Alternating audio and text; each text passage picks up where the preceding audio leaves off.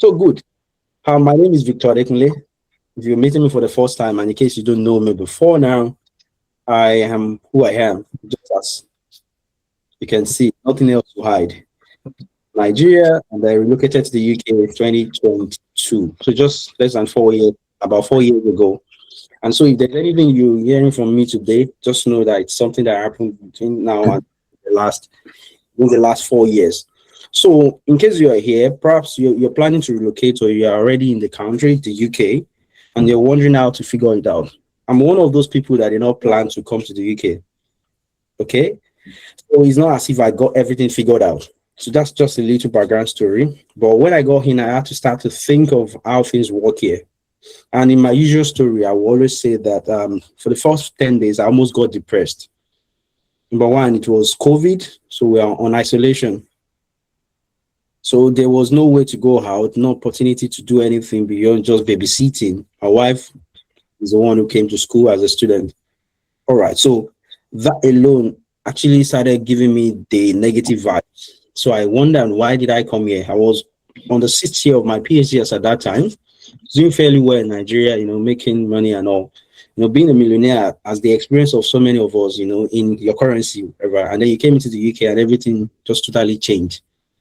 I'm wondering how you will respond to that. So yes, it was that way. It wasn't the best of experience, I must say. But yes, too. Good. So thank you very much, Jennifer. If you have anyone in the room or you want them to be in the room, ask them to drop in quickly. So as I was saying, I felt almost depressed and I needed to figure things out. Okay, so what did I do differently? I started asking questions. I started asking the right questions. And that really changed the whole thing for me. But it wasn't easy. It took me a whole year to secure my first role in tech. Also, before that time anyway, I've been volunteering on different stuffs, learning and getting the rejection email. But eventually it worked. Now, what you see online most of the time is just maybe the short version of the stories. And I'm not the only one who had that similar experience. Trust me, the doctors in the room today also transitioned into tech. I'm sure you have the opportunity to begin to hear the struggles, the challenges, and how they figured it out. And why we are doing this is to shorten the journey for you. We want you to avoid the mistakes that we made, okay? And so that you can get to the solution as quickly as possible. And this evening, there will be more focus on the NHS because they are professionals from the NHS. That doesn't mean we don't have coverage over other domains, over other departments, or let me say fields in the industry. Yeah, we do. But I think for a very long time, we've been talking about other places, using LinkedIn as a place, civil service and all. So tonight, we are focusing on the NHS. However, if you have questions outside the NHS, just general questions around how to scale your career and how to figure things out. If you've been struggling, you've had a lot of rejections, you've been trying to know how things work, no one has ever called you for an interview, or you've been going for interviews and you've been failing it. Trust me, it's not you, it's about the knowledge you have. And sometimes it's part of the journey. And this is where you begin to get solutions to the problem. Yeah, we have 66 in the room. And I think we had over 100 registrants, and I like that we are more than, I think, 50% already. So good. Let's have it. So as you join us, if you're just joining, please, I encourage you to stay to the end. But as we go on, we continue to dish out value. However, there's something very important for you at the end of this meeting, so stay glued to us. Now, tell us your location, tell us why you are here, and the reason you are joining us this evening. And very soon, quickly, I'll be bringing on the other speakers, the reason why we are here, the professionals that would really begin to help us gain clarity this evening. Okay, so come with your questions, come with an open mind. So quickly, what I do to help myself in this kind of program when I join anything like this online, just sharing my screen right now. Again, let me see if you can see my screen. Just give me a thumbs up. I think you can. Good. So there's this verse I take seriously. It helps me a lot to think. But the verse says, guide your heart with all diligence, because out of it flows the affairs of life. He said, in it, there is a river that guides the course of your life. What that means is that as you think, the way you think is the way you are or who you are. That means your thoughts guides your life. Now, why I'm saying this to you is that I want you to come with an open mind to be able to grow. Now, if you come here with self-doubt or that this has not worked for me and I doubt that it will work, then you are wasting your time. So what I want you to do right now as I'm speaking is to open your mind. So there's one thing we call frequency illusion. It's around the brain and how it functions. It has the ability to focus on what you want to see. So if you're in this room today and you want to see opportunities, you will see them. You want to see solutions, you will see them. And if all you want to do is to validate your biases, the wrong and the negative ones, trust me, you're going to find that answer as well. Just imagine when you want to buy that brand of car, maybe Camry or whatever it is, Mercedes-Benz, the red color. You start to see that kind of car around you. And that's frequency illusion. It will be like, it will be as if that thing has not been around and suddenly they're all coming out. No. The brain has a capacity to focus on what you want to see, okay? And ignore what you don't want to see. And that's why it is possible that you've been a friend to somebody for so many years and you've not noticed the way they are here, the noses, and you're like, oh, I never knew your nose, you had this mark on your nose because you've not been paying attention, okay? And that's what it is. Then there's what we call neuroplasticity. Sorry, I'm not the doctor here. I mean, when I mean medical profession here, but I learned these things and it has really helped me. That there's what we call, cognitive bias and all too, where you begin to validate that bias. So why I'm saying this is you have been trying the NHS, you have been trying to secure jobs in tech, precisely data, in digital transformation or project management. Trust me, and you've been, getting rejections and you begin to doubt, are these things real? Trust me, they are real.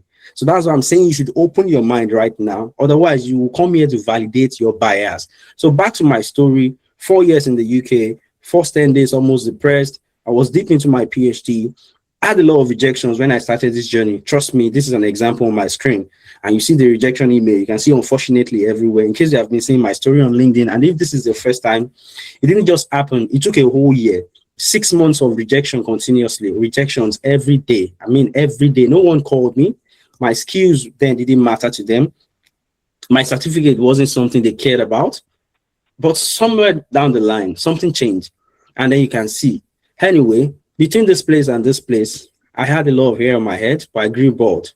But that's one of the sacrifices that you might need to pay, to get the result. Don't laugh. Anyway, so yes, sometimes if I open my cap, you see a lot of gray hair. I'm very young, but sometimes it takes a lot of effort to get there. And that's why you are here, to see the behind the scenes and the sacrifices it takes, you understand, for you to get the result.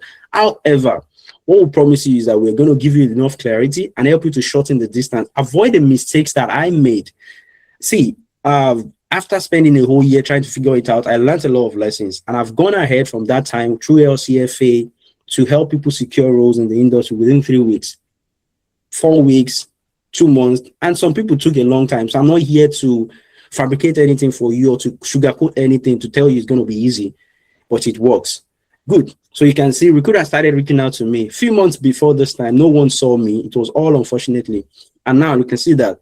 And you see, so I begin to highlight, different things, common mistakes that you make or people make. Now, the first one is that people don't understand the UK job market.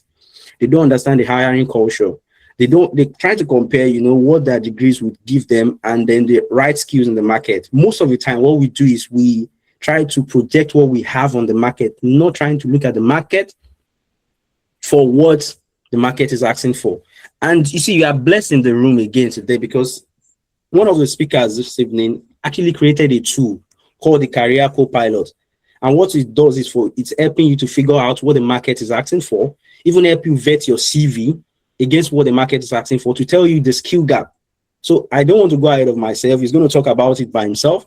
So just in a few minutes, in the next 2 minutes, I'll be bringing them up. So like I said, the positioning online is also another thing. Understanding how to write, proper CVs, proper professional summaries, proper supporting information is another thing that we struggle with. And then visa limitations. Actually, I was in Wolverhampton speaking about 2 days ago, and I asked them the question in the room. If they ask you in your application, do you need visa now or later? What do you usually select? Most of the people in the room got the answer wrong. I think about 2 guys actually got the right answer, but they didn't even understand why they chose no. And usually the answer should be no, but I will tell you in some circumstances, you can actually change your answer to be yes. However, you get to know why this evening. So yes, we're going to talk about the top secret, what you should learn and how you should be able to do it. Framing your experience and your knowledge correctly is one thing, and then understanding how to gain the right experience, because it is what matters in the UK. So we didn't just do this. After I found solutions for for myself, I decided to build a solution around this, which is about LCFA. We're going to talk about that later. At London Center for Analytics, the focus is to help professionals gain real experience. Okay, so you are coming from a novice to an experienced professional, and what changes the whole thing is actually about the experience that you gain on your journey. So we're going to talk about that later. Just to say that I didn't just do that for myself. Like I said, these are testimonials of people who have actually gotten results. Through myself and the professionals in the room this evening, you have the opportunity to hear from them and how they have actually transformed their industry and how they've been helping professionals to figure things out. So you are hearing it raw from them. So yes, you can see a lot of opportunities people have secured just under the mentorship or under the guidance of LCFA. So and this is a success story. You can see this person, Professor Kennedy, I used to call him, with his bag, a delivery bag. So if you are here and that's what you're currently doing, you're a delivery man, you stand at the doors to be to guide the doors as a security professional, your story can change as well. In case you've been trying to figure it out, it didn't work. Now, this man also had that similar experience. He struggled for a while. Eventually, he's telling his story in a different way now. He's building a brand for himself. And he's also a professional transforming the industry. He's like a go-to person in the organization he is currently. Just a few years ago, he was an accountant, now an automation engineer. So good. We talk about a lot of things, the belief that people hold in the industries. Yes, good. If you're just joining us, tell us why you are here and why you are joining us today, what you're looking to get from this meeting. So quickly, I'll be bringing on the first speaker. Yes, it's about time. Dr. Ronald. If you can unmute your mic and also show us your handsome face, sir. Thank you very much for honoring us with your presence this evening. Yes, just give us a little background story of your journey from medicine to, the field of data, tech itself, project management, and then the great stuff you've been doing. We would love to hear a little of the behind the scene as well, the struggles on the way. I know not many people have the opportunity to hear what you went through to get to where you are today. And if you don't know him, he's actually he's one of the powerful and transforming the NHS right now. He has been leading a lot of projects within that space. So when it comes to experience and understanding how that space works, I think he's a go-to person. So go ahead, sir. Let's have you. Can you hear me? Yeah, very clearly. Thank you. Oh, okay. Thank you very much. Good evening again. Thank you for putting this session together. I think it's very sort of timely because a lot of people are struggling in different areas trying to get a sense of, which way do we go or how do we navigate this space and all of that. It's a little bit of myself. It's very confusing to speak about this, but anyway, that's fine. So trained as a doctor, I think worked about for close to 9-10 years before I decided to make the jump into this other side. Then I went for a master's at Swansea University in Health Informatics. Then after that, or during that really, I think that's when I started trying to figure out what's the sort of next steps going to look like. And like you said, a lot of people don't see what actually happens behind the scenes. When you were sharing your rejection, slide deck, I know for my first role, I probably did close to 400 plus applications before I got something. My second role, I think I did close to almost 200 before I got my second role. So that sort of tells you how tough is it, not impossible anyway. So I think the trick is having people who have sort of gone before you to actually, guide you on this is how you need to navigate this. And a lot of things I know sort of is getting feedback from most of the recruiters. Okay, unfortunately, what was the issue on my application? And you started picking that up. Initially, then I didn't have anybody to even ask to say, okay, how do we go from here? and there, or what do we do? How do you write your supporting statements? Because NHS is a different ball game entirely in terms of how you do it. It's not just about, updating your CV, because people just update their CVs and just, send it in. But that's not actually what happens for the NHS. And also talking about those rejections, if you're not careful, a lot of them will impact you. Like you said, in 10 days, you almost became depressed. So there's how the unfortunately is we keep dropping into your mailbox and you start wondering, or, second guessing yourself. Are you really capable of working in this system?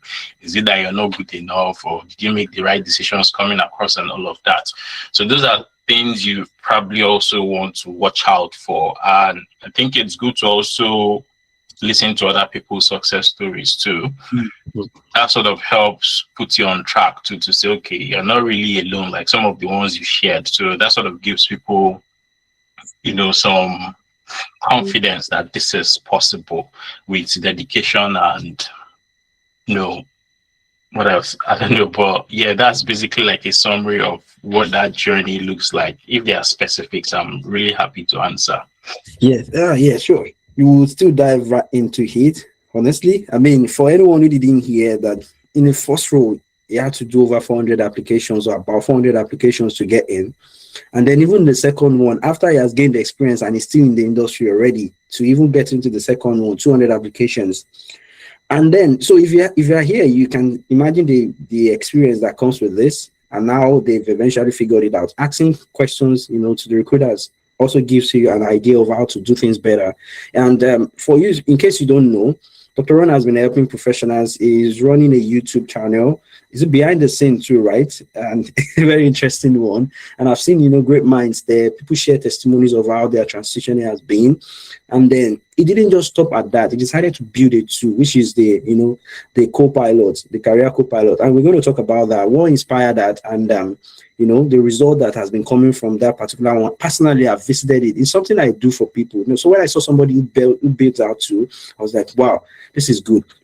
Just a quick one before I bring in Dr. Anthony. What's the hiring thing like currently within the NHS? What are the demands, where demands are, and what roles are common, in demand at the moment within the NHS? And, at this moment, what is the trend like? Is it increasing or dropping? I'll probably share some slides now. Just give me a second. Anthony will go into detail about the roles in specifics, but Let me just share this. Good. Thank you. Let me know if you can see this. Yes. All right, that's fine. So that's just the cover page, right? Mm. So just to caveat this is not all the whole NHS jobs that has been posted everywhere. This is something I do, when I have time, or when, time permits, basically. So I've been tracking most of the, a lot of jobs in the NHS, non-clinical roles, because that's what I'm interested in, for the past close to 2 years now, to actually understand what the industry looks like, what's going up, what's coming down, what's staying consistent, and where do people need to sort of focus on, really. So, and any way you look at it, these are the three domains that are consistently on the top. You have project and program management, you have data analytics and business intelligence, then you have digital transformation. These are the top three domains that are consistently topping all the time. And in my pipeline, I'm just monitoring. I have about 56 active roles at the moment. So you can see project and programs topping the list with 601 jobs. So typically, if you look at the NHS, there's a lot of delivery activities happening. So it's either we are buying an EPR system, it's either we are upgrading something somewhere. So they're always in need of people who have delivery capability to bring those projects to life, see them end to end. So that's where the hiring stuff looks like. Then if you look at the domains, I try to break it down by, in terms of banding, because that's how the NHS looks at, where you are, band 5, band 6, band 7. And this tells you what the salary you earn at each of those levels. So for project and programs, you see that 7 to 8A are actually dominating most of those roles. So they are probably senior roles per se. Then in data analytics and BI, which is what LCFA focuses on, you have a lot of them at 5 and 6. So that tells you entry level is a bit easier than, projects and programs. Then look at digital transformation. A lot of them actually from 7, 8 upwards. So these are actually senior roles per se, people who have established delivery experience, to lead, major programs and all of that. So that's what it looks like, really. So again, the key insight here is data analysis or BI actually offers you the broadest entry if you're looking to move into that space. Not saying the rest are actually impossible. Then if you move down to this next slide, so this is what the trend looks like based on what I've been monitoring so far. So throughout last year, about 412, then this year alone, 229 till date. So again, it's still staying very consistent, just the same way BI is staying, and digital transformation. So programs everywhere, there are projects left, right, and center. And interestingly, I started tracking the NHS tenders, which trusts are putting out tenders for people to bid for, what contracts have been awarded across each trust, and it still tells you these are the domains that are actually increasing. Then when you try to tie that up with the NHS long-term, digital stuff, we're talking about moving from analog to digital and all of that. So it tells you that the government is actually investing a lot into a lot of digital. Now you're hearing about AI, ambient voice technologies and all of that. All of those things are still going to circulate around these 3 domains. Then just quickly about who is actually hiring. Because interestingly, so you see these are the top ones that we've seen in the pipeline. So the arm's length bodies are those that around they're not acute NHS trusts per se. So things like the UK HSA, that's Health Service Authority, Health Security Agency, things like the NHS BSA, Gloucestershire, and rest of them. So at a glance, you can see who are the top hirers around these 3 domains. Maybe later, Victor, maybe I could do a deep dive and give you like the granular details. Maybe we can share about each role and the location and the trust who is hiring. So it gives people an idea of where to sort of focus their energy or trust to monitor if that's the area they're interested in, really. So this gives you like a broad overview of what the demand looks like, what the trend looks like, who are the hiring people for now. So I'll probably stop sharing for now. Yeah, thank you very much.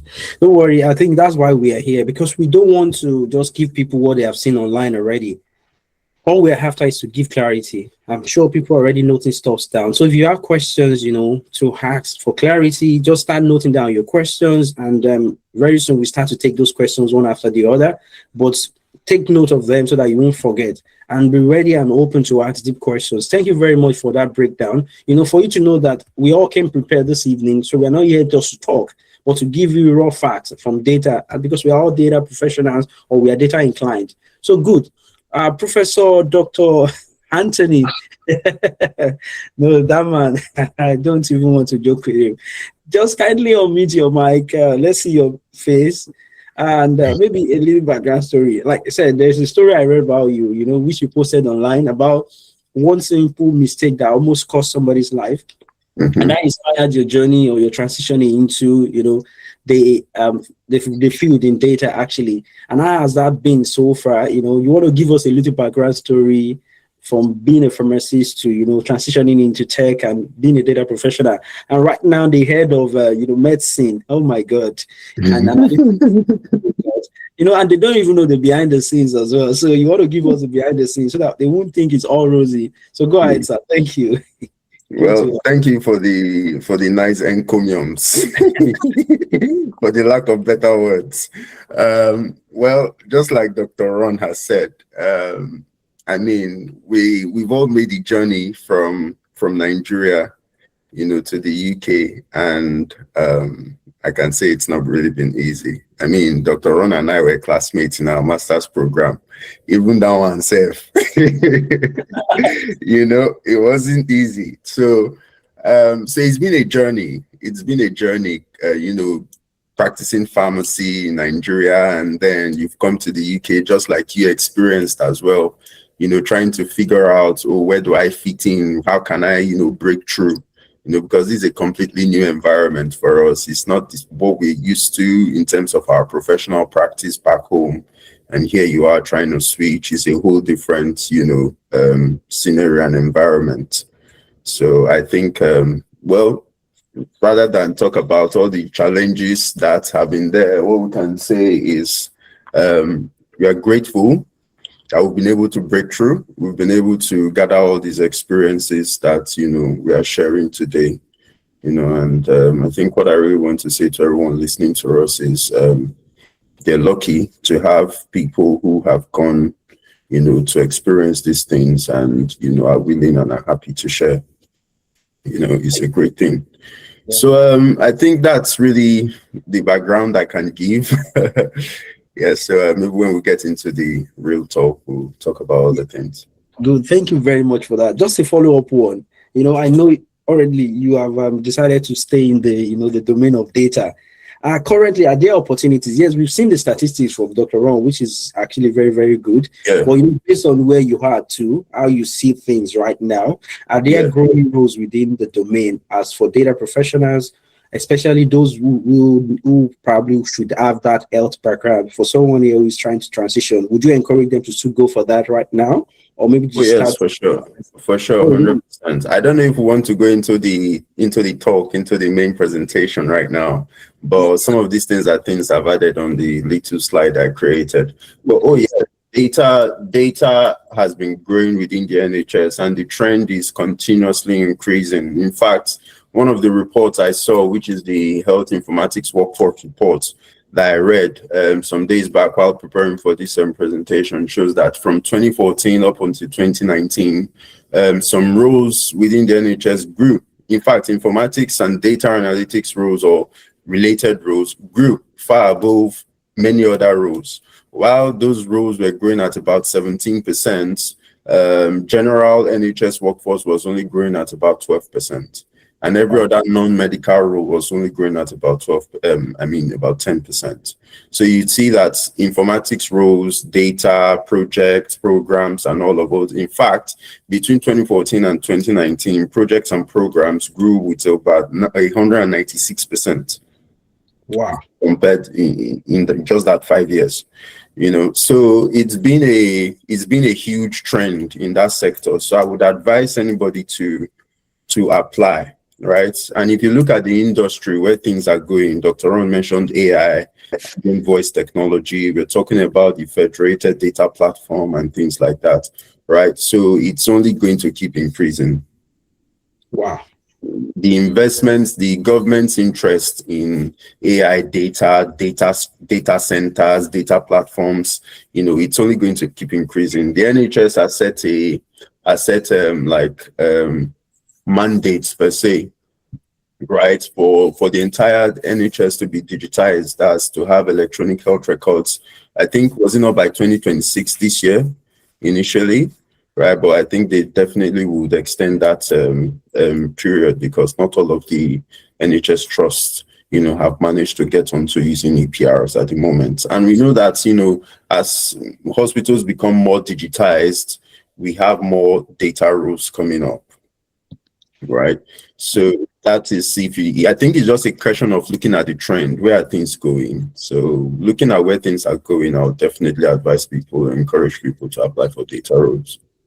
Wow, thank you very much. You see, that already brought two questions on my mind, and I think people will be curious because, firstly, you're talking about the fact that there are a lot of opportunities right now, but people are not getting the job. I think why this is why many of us are in the room.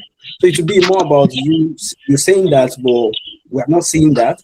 So it should be about how do we do it better. So hold on, please. Just to okay, good, thank you. How do we do it better, and how do we get in? However, I don't want us to be ahead of ourselves. Yeah, maybe I want to start with Dr. Ron again, to maybe go a little deeper. Why? By the time we get you now, you're now focusing on your slide now, taking us through the journey. At the end of the day, we want to be able to break this thing down so much that people can just take this knowledge and then go and implement them immediately. And you'll be giving us like the secrets to actually getting this thing done, hacking into the system to understand how they think, how hiring managers think, what they're asking for. So Dr. Ron, just take us through a little journey. I know, like I said, you have a lot of materials for these things, and people can hear the statistics. So we're not just coming to give personal opinions, but verified ones. So thank you, Dr. Ron. Thanks, Vic. Yes. So in terms of, hacking it, if I can use that word per se. So I think first of all is understanding that these roles actually exist. Right. So a lot of people don't even know that, this kind of work actually exists in the NHS. There's some roles I share with people. I'm like, really, in the NHS, you do this kind of work there. They are shocked and they are surprised. So I think that's the first thing, knowing that these roles exist, knowing where to find them, first of all. So I think that's like your baseline, in that process. Then once you know where they are and where to find them, then the next step is how do you actually apply for these roles? Like I said earlier on, the NHS process is a bit different because the focus is on your supporting statement, not really on your CV per se. So I don't know if anybody has heard of the STAR approach, STAR, situation, task, action, and result. So basically, that is what they are looking for everything we're asking for. So first of all, for every job advert in the NHS, there's usually a person specification section. So where they usually detail out what they're actually looking for in who they want to, recruit. So most times it depends on how they structure it. It could be qualifications, knowledge, skills, whatever headings they give. Then they split them into essentials and desirable. Later, I'll probably talk about some of the skills I've seen consistently across different, job packs. So they structure it that way. So by default, you need to meet all the essential criteria before anybody shortlists you for an interview. So if you don't meet all the essentials, they probably wouldn't shortlist you for the interview. Then they also have desirable criteria. So most times desirable criteria gives you an edge. So let's say if 10 people have met all the essential criteria skills. So how do we select people now? They start looking at the desirable criteria. Those ones now give you an extra edge over other applicants. So key number 2 is sitting down and looking at that person specification section of that job advert, like line by line, to understand what it is they are asking for. Now, the next step is writing your supporting statement. So your supporting statement has to answer that person specification document. So if, for example, they say there's a line there to say educated to a master's degree level, I would expect in your supporting statements to say, I possess or I have an MSc from so university in whatever discipline. That has clearly answered that line. So whoever is reading that document can see the evidence that, yes, you're actually educated to a master's degree level. You see something like experience of working in a team, right? Or good interpersonal skills. Now, for situations like this, you can't go and write, I've worked as a team member for 5 years, or I have experience working as a team member for 5 years. That doesn't tell me anything. So you need to reference a good example using what was the situation, what was the task, what was the action, and what was the result of you working in a team.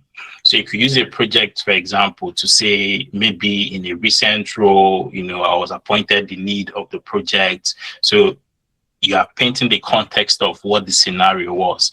My task was to lead the project end to end, making sure we met timelines and deadlines or whatever. So it's clear now. You've told me the situation. You've told me what the task was. Then what was the action you actually did to get to that point? So it could be a case of, I sat down, I made a project plan, I recruited people, I dedicated tasks and activities, I ran the morning calls or sprints, depending on, how you want to put it and all of that. So you're now giving me line by line different actions you took. Then what was the outcome? I was able to deliver the project in 6 months, probably ahead of time, with 100% adoption or 50% adoption. So we're seeing clear outcomes. So anybody reading now has a clear evidence to say, okay, this person has actually demonstrated evidence of this thing we are asking for in the pack.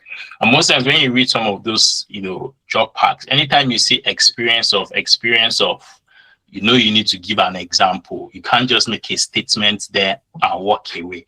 There are areas where you can make a generic statement and walk away and nobody will really bat an eyelid. But there are some key terms you see in the job pack that tells you you need to actually write an example to demonstrate this effectively, or somebody says experience of or good communication skills or good presentation skills. You cannot just write, I have good presentation skills or good communication skills. You should actually give me a scenario with the whole STAR approach of where you've actually communicated, of where you've actually, made a presentation, maybe to your team, maybe to executives or to the board. But I need that evidence to say, yes, you've actually done this. Because I think the mindset is, if this guy gets into this role or this lady gets into this role, and they actually deliver on like all these things we've put, on paper. So I think that's the mindset a lot of us usually use. So most times when I finish writing my own supporting statement, I ask myself, if I was the recruiter reading this, will I hire myself?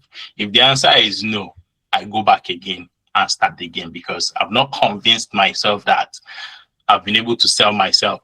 Now, a lot of people have the experience. Then now comes the challenge of how do you now sort of structure or package or sell yourself very well.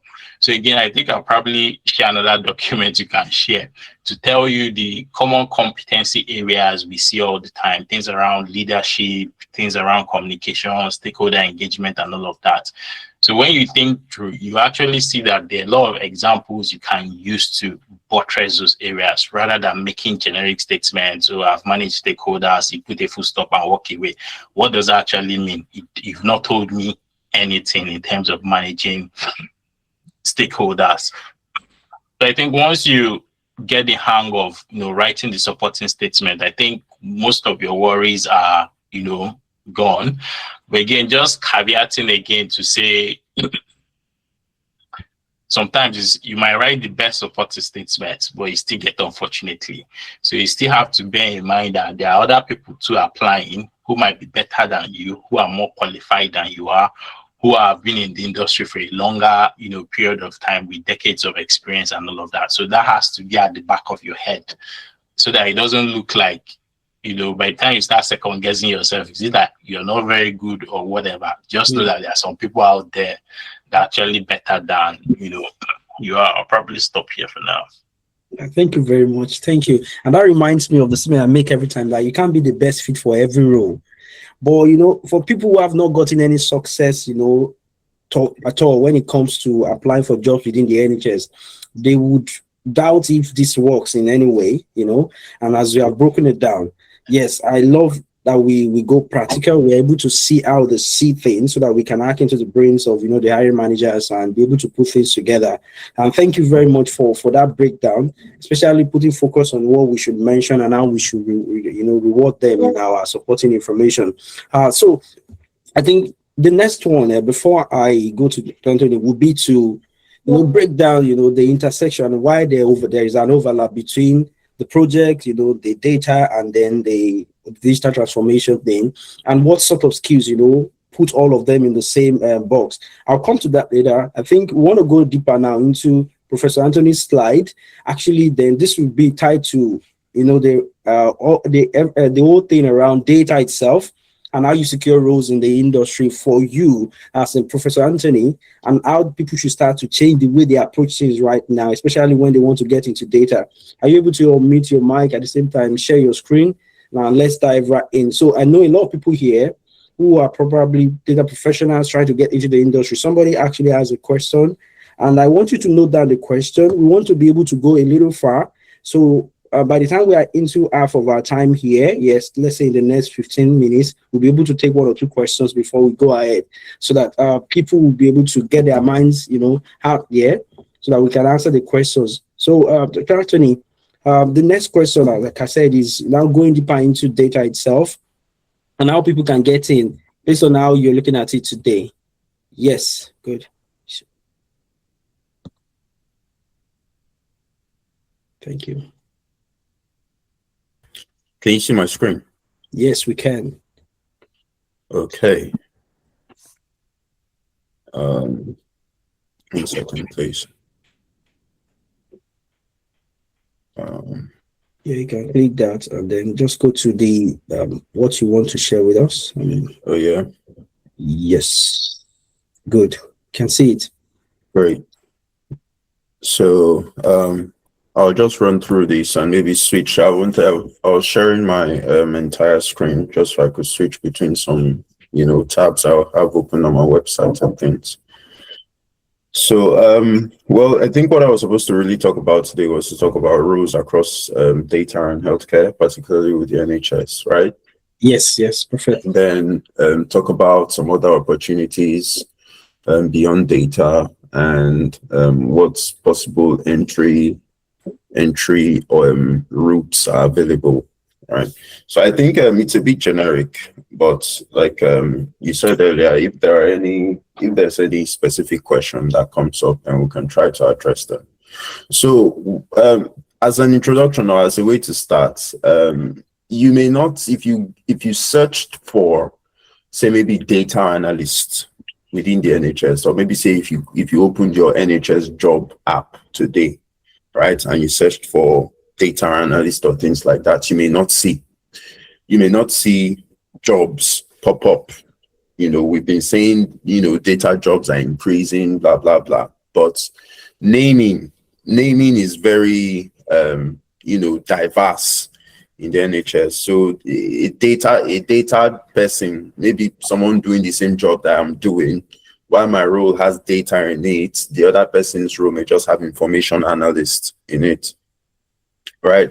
So, but generally, if you go to the NHS and then, or maybe on the website, and then you just put something like informatics, let's say you're trying to search for jobs, for example, now you put informatics, or you put information, data, and things like that. Some of those keywords, you can bring, those data-related jobs out for you, including maybe projects, programs, implementation, and all those sorts of jobs come out. So basically, what I was trying to say here is, informatics is a general word, right, that you can use to group data and digital-related roles within the NHS, right? And like I was saying earlier, there's been a growth in informatics workforce within the NHS, and compared to other areas, non-medical workforce, even doctors and things like that, it's been the highest growth, in the last period, right? And when you talk about informatics, or narrowing it down to data right now, right, there are places that you should be looking at, when you're trying to, professionalize. Maybe you want to become a professional data person, right? There are different roles, when it comes to data. So, for example, you could be talking about data analyst, you could be talking about data engineer, data scientist, data ethicist, analytics and machine learning engineer. These are the key roles, right? The most predominant ones, and it's not more than this, right? So it's not more than this in terms of skill sets, the type of job you will be doing on a day-to-day. So being a data analyst, you basically be analyzing data, doing basic BI stuff, right? Using Power BI, Microsoft Excel, SSRS, and things like that. And as a data engineer, you basically be, aggregating data from different sources, right? Maybe putting them into a data warehouse or things like that. As a data scientist, you're using machine learning models or doing some, more advanced analytics, maybe doing survival analysis and things like that on data, right? So there are different skills that you may need, right? But to understand where where you really need to focus on, or where the NHS is focusing on at the moment, there's a national competency framework for data professionals in health and care. It's a document that is available, right? So it basically goes through most of the major roles that you'd have here, particularly data analyst, data engineer, and data scientist, right? It has gone through them. It has highlighted the key skills, expectations, things you're expected to know and should be able to do, right? So basically, if you have all of these, it's then assumed that you can take up certain roles. For example, Dr. Ron mentioned NHS banding earlier. So you could have jobs within band 5, band 6, band 7, things like that, right? So if you go through this competency framework, it should tell you what skills are required for each banding. If I maybe just share and show you what I'm talking about physically, then maybe you'd see. So this is the document. Can you still see my screen? Yes. Yes, we can see your screen. Yeah. Yeah, so this is the document. So if you go to Google, for example, and you typed National Competency Framework for Data Professionals, you should be able to see this document come up, which you can download and go through. Yeah, so you can go through it. You'd see that it has basically a breakdown of the roles that are related to data. And for each of these roles, it has put, say, what competencies are required for those types of roles. So say, for example, for a data analyst associate who is expected to have band 3 or band 4 skills to occupy an assistant analyst role, an assistant data analyst or junior data analyst role, there are certain things they expect you to know to be able to do.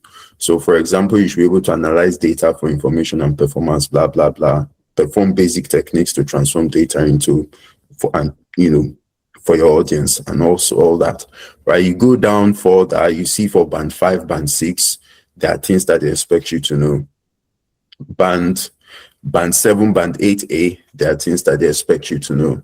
So when you go through Dr. Ron's website that shows you what jobs are available, where the jobs are, and things like that, the organizations that are hiring for them, and you want to fill in your supporting statement or you want to apply for the job, I would strongly recommend that you come here, look through all these competencies, see where you fit in, right? And then you would know if you can, apply for the job. And if you are applying for the job, what sort of things you need to mention, right, in your application and things like that. This is a hack and it's a great tip that I hope people are listening to and would take away, right? Also, if you search for the Government Digital and Data Profession Capability Framework, you would also see other roles, right, that are not just data roles. So for example, if you are interested in, architecture roles, things like that, or digital roles, data roles, you are an IT operations person, or you are a business analyst or a product person, there are, frameworks here that you can go through, right? So it also breaks it down into, practitioner, expert level, and things like that, right? So these are things I would strongly recommend you guys to go through. When we were applying for jobs, to be honest, I really didn't get knowledge of this, and I can tell you that's why at some point it felt like we were applying for jobs endlessly, because you really didn't know. You were just throwing applications out there. You were not really structuring the applications per se. But if you know these things, if you have your hands on these things, then that will greatly limit, the applications that you'd have, the number of applications you'd have to put out. I can assure you that. Right. Yeah. And opportunities beyond data. What are some other opportunities beyond data? So we did in competency frameworks as well. You see that there's a breakdown of specialisms within the NHS. So while, for example, I am a pharmacist, I studied pharmacy in Nigeria, so I have domain knowledge in pharmacy. For me, I think one thing I have tried to do so far is to remain in that line. So right now I am a pharmacy data person, right? So my background knowledge in pharmacy has really, really helped me to grow in that field, right? So the reason I'm pointing this out is because I know, many people are in different fields. For example, I'm sure there are lawyers here. I'm not trying to say I know there are, but there could be, right? There could be even software engineers, people who come from different backgrounds that is not necessarily healthcare, right? So within healthcare, there are different domains. So say, for example, what you did back home or maybe your undergraduate was finance, right? And you wanted to say maybe you work in the NHS because you want to do data in the NHS. There's a role for you within the NHS as a finance person because there's a finance department in the NHS, right? So there are different domains and specialisms even within the NHS, right? And I think that's why I would agree with Dr. Ron when he said some people don't even know that some of these roles exist or you can even do some of these things within the NHS, right? So I would say you look out for what you are good at. You don't necessarily need to go and be looking at trying to develop skills in areas you're not good at. Look at areas you're good at, things you already know, and look for roles that fit in there. Right, you may not be 100% fitting, but there are transferable skills that you can bring in, right? So that's why I've decided, I thought to talk about domains and specialisms. So there are clinical informatics roles, for example, for doctors, nurses, you can also, do informatics. That is not directly data. You're not exactly doing data per se, but you also have something to do with, digital, right?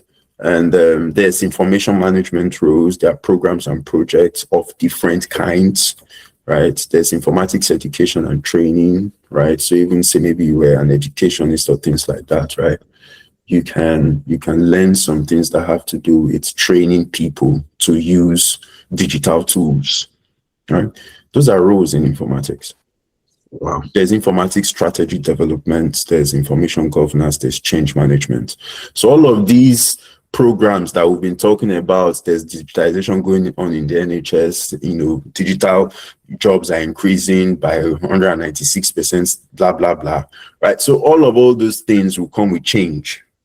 People don't like change. So if you're a change manager, you have a role. You have a role in the NHS. So like I said earlier, it's just looking at the trends, looking at what is happening, look at all those frameworks, download reports, always look for reports. I mentioned earlier the informatics workforce reports talking about where things are going or where things have been and where things are going, right? Look for those kind of reports, read them, digest them, understand where the trend is. And it is where the trend is that you find your place. Thank you so much. Yeah. Other advanced roles that you can also think about: artificial intelligence, clinical trial data management, there are platform and data architects within the NHS, there are DevOps engineers, there are machine learning operation engineers within the NHS, right? And then these are more advanced stuff. If in case you're interested in research or trusted research environments, then you can look to learn FHIR, OMOP, or HL7. Right. So entry pathways into the NHS. Actually, there's no direct entry pathway, right? But you can look at things like the NHS Graduate Management Program. So say if you're already in the UK, for example, and you've gone to, you've done an undergraduate program or a master's program in the NHS. You can look at the NHS Graduate Management Training Program. It's a specialized program that gives new graduates the opportunity to do something like an internship. Not necessarily an internship, but it's more like they'll be teaching you and then they'll pay you and you have a job. So once you finish that program, you get opportunities to get into a job directly. So you are recruited directly from that program. And you usually can go up to start at band 7 levels or band 6 levels, become a project manager or informatics manager. It all depends on the program you choose or you did, right? So you can Google that as well and see what information you will find on that. There are also apprenticeships. Apprenticeships would mostly be beneficial to people who are already working in the NHS. Say maybe you're doing like a care or support role or things like that within the NHS. That doesn't really have to do with data. You can ask the apprenticeship. Every NHS organization has an apprenticeship department. And that is because there's an apprenticeship levy that the government offers. So if you're already working within the NHS and you want to switch to a data role, look for any level 4, level 5, level 6 apprenticeship that is available. Sign on to it, do it. The apprenticeship is such that you can be working and then the organization will give you like 1 day to study, right? And they'll pay you as well and things like that. So there's also the NHS Clinical Data Science Program, which is also useful for people who are already working in the NHS. And there are boot camps, for example, the LCFA boot camp or LCFA programs that you can take that gives you something like a job experience kind of thing, right? Now, you may not be working with the NHS or things like that, but this is just to give you job experience, right? So those are things I recommend for you to do. And getting started, what you should do, if you know you've got the skills, you've seen a job that you want to apply for, go for it. Apply for jobs and apply. And I think that's the end of this slideshow. Wow, thank you. Good. It's right about time, and I like the way these things have been going smoothly and just following the time. Thanks a lot for that presentation. And as you mentioned, LCFA, I think I will just put that on the background for anyone who's wondering what LCFA is all about. Just have that on your screen. But I want to open the floor for questions now. So for two people, if you're bold enough to mute your mic, which is something we should get used to, I think you should actually just signify. Use the raise your hand logo on the button on Google Meet, and then if you can type your questions so we can read them out. So just on that, I will still take the question. The first question to Professor Anthony. Just pardon me, because that's how I like to address people that I know they are accomplished and achieved. So Dr. Anthony, one first question from me, and then I will open the floor for other people. So if you have a question, I want to see your hands up already for him. The first question, in the framework you read, what can you say is the position of certificates or certification? Because why I'm saying this now, please hear me well. That's one of the first questions people ask me. And you even find people arguing with you on why, it is important, you need to go for certifications and all. And to me, from my own experience, I've not been asked anyway for certificates, not even my MSc, my PhD, my anything, nobody. But I don't know how it is. Maybe it's different in the NHS. And in the framework you showed us, maybe while reading through it, what is the position of maybe certificates but they are not even that relevant? Zero.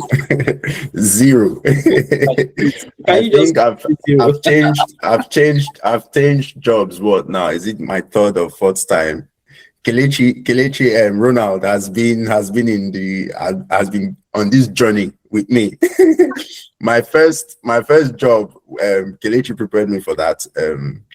Dr. Ron prepared me for that interview and everything. Bro, there's no time ever in all the applications I've made or the interviews I've done that someone have said, give me one certification, right? I can even make bold to say here that I do not have all of these different certifications that people are talking about. People will say, go and do Power BI certification, do SQL certification, Python certification, blah, blah, blah. I don't have one. Nothing beats competency. Nothing beats actual skill. Nothing beats real life work experience. Nothing beats that. And if you look at that document, even what you'd see is you can do this, you can do that.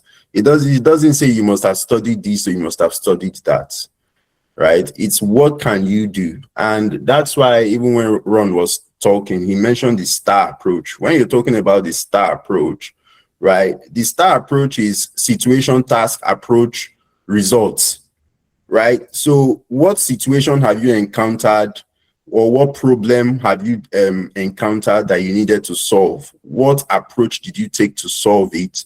What was the result, right?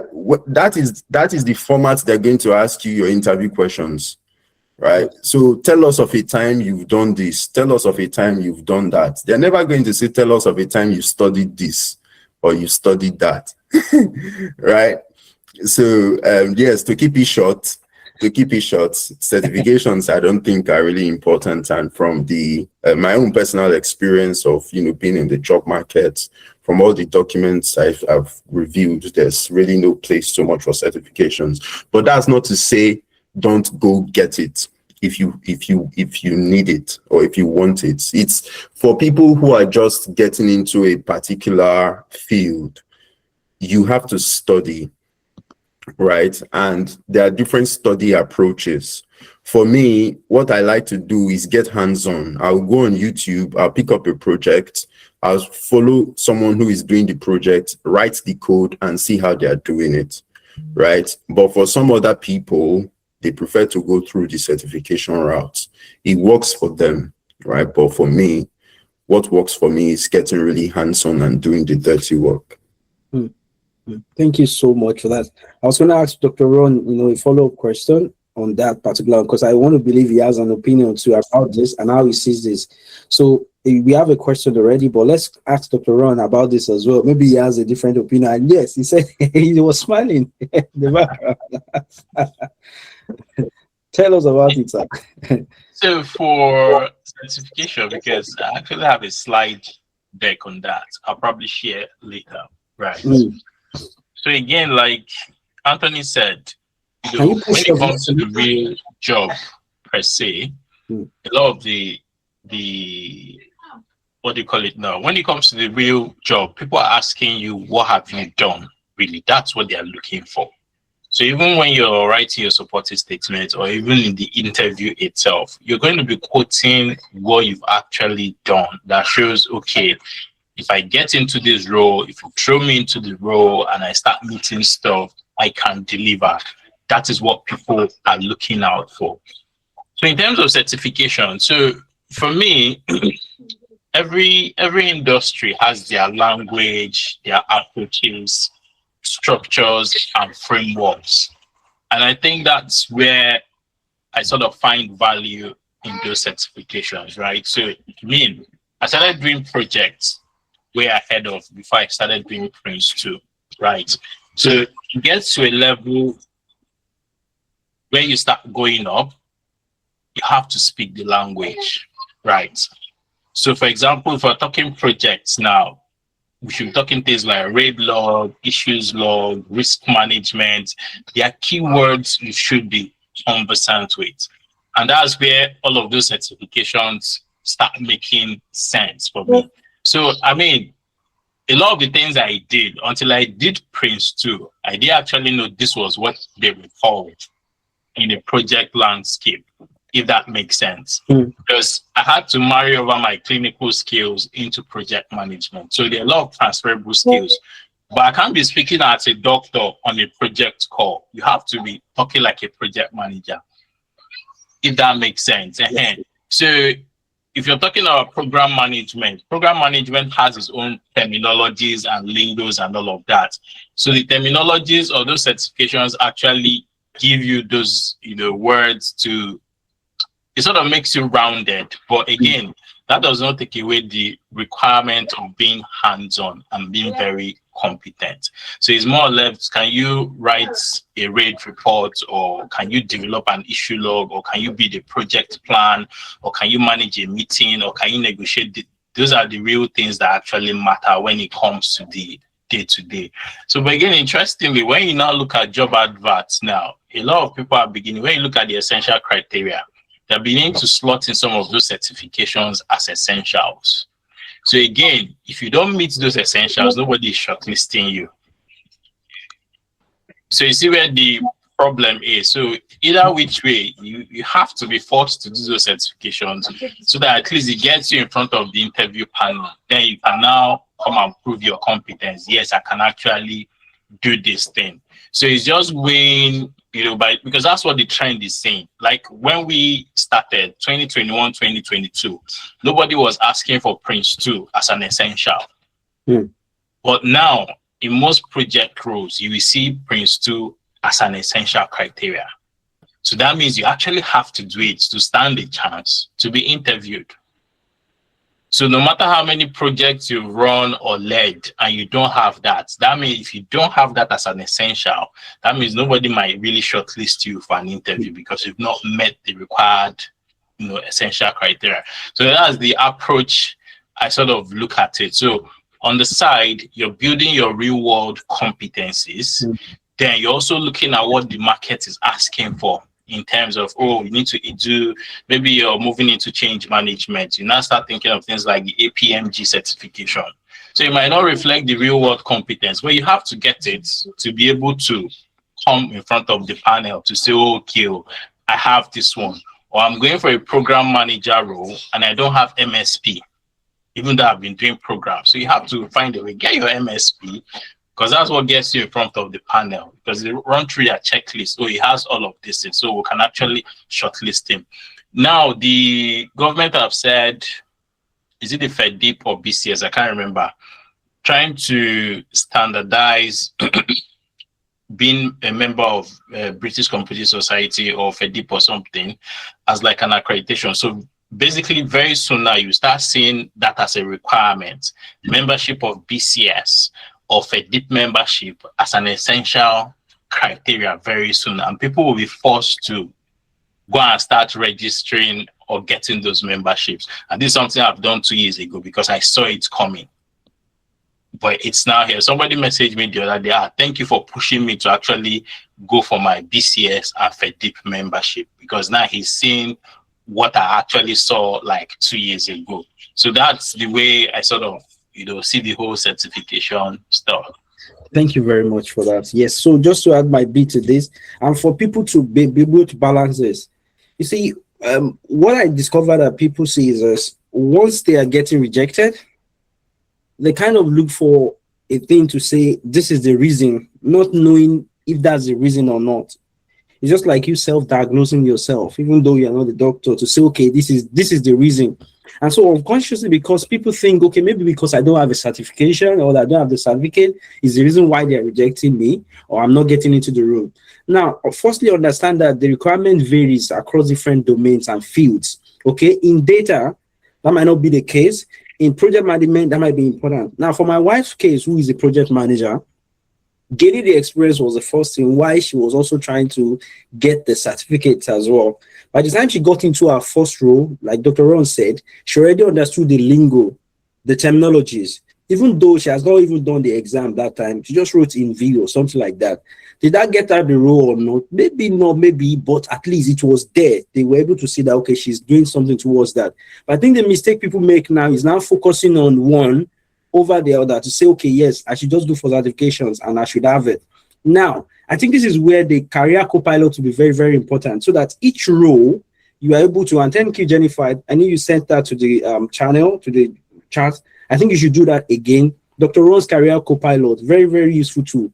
So if you look at that, it will tell you specifically as of today, what they are asking for. If there are certifications that are essential, you go for it. But please, every time you are talking to somebody in the room who is already in that field, don't go by asking what certification should I go for. I think you should start by asking, vet me and look at me. What do you think I lack? Which is why the tool was built in the first place, so that you go for them in order of importance. Okay, so people, if you need certifications, don't go and get it because you feel there's a need for it. Verify that the market is saying you should get it. However, look at the other things that are more important. And because somebody asked a question, which I will quickly just read that question to you, and you can answer that. So the person say, I'm getting into PM, I get, or data analyst role in NHS. How important is having UK work experience? He said, I wanted to ask about the certificates too, but seems that has been answered. So I think the focus now is the importance of having the UK work experience in these two domains, like either is getting into PM and data or data role. And again, when people tell me, I'm always very cautious because I have not decided on what to go for. Sometimes can even be a blocker too. I don't know if you relate to me on that. So go ahead, sir. Thank you. You can help us answer the question, Dr. Rod, if you can. I think you're muted. Yeah. Good. Yeah, thanks. Can you hear me now? Yeah, very well. Yeah. So I quite agree with you that you give self-diagnosis, which really doesn't help most of the time. So that's why I mentioned earlier on that one of the things I try to do is I ask for feedback, for every unsuccessful application. Yes, okay, thank you. You send the unfortunately email, but can you sort of highlight what gaps you saw so that I can sort of, build that in case of, next time. So that's where they now start telling you, oh, we didn't see enough evidence, in your supporting statement against this criteria or this or this or this. So you start seeing the gap. So it's more objective than actually sitting back to say, okay, this is probably why they did not, and most of the time, most of the feedback I get, it still boils down to evidence rather than certification, if that makes sense. So you're still looking for that experience. No matter where you've gotten the experience, you should give us the experience to say, okay, if you had this type of problem, you should be able to, solve it per se. Then in terms of the gap stuff that you mentioned, so I think people also, like you said, every domain has its own requirement and its own skill set, even though we have overarching, skills that carry across, if I could use that word. Yeah. But every domain has its own skill set. So it's for you to actually sit down and do the analysis to say, in this area, okay, what do I have and where is the gap? And what do I need to build? I think that's where a lot of people miss it, really, lack of understanding what the gaps are and what they need to fill up. So that's why, like the co-pilot you mentioned. So basically, because I track most of the certifications, most of the skills across different roles, and I aggregate them per domain. So once we do your analysis, right? So you see what's in that domain and what you actually have in your CV, and you see where the gaps are.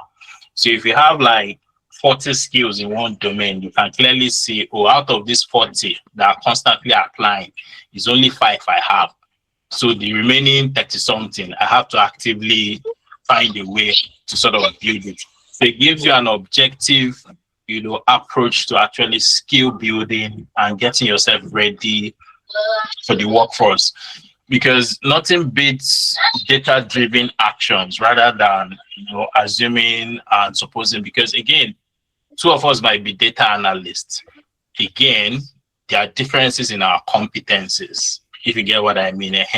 What you know as Vic now is not what I know as Ronald, even though we might be operating in the same data space. So everybody has to be objective in their own analysis. If I could use the word on your own, you're on your own, sort of. And nobody will come and be telling you, I've built a skill in this, I've built a skill in this. So it's for you to do that, audit yourself, and now keep building yourself, one day at a time, if that helps. Yeah, thank you very much. I think I need to say something quickly, just say chipping in something.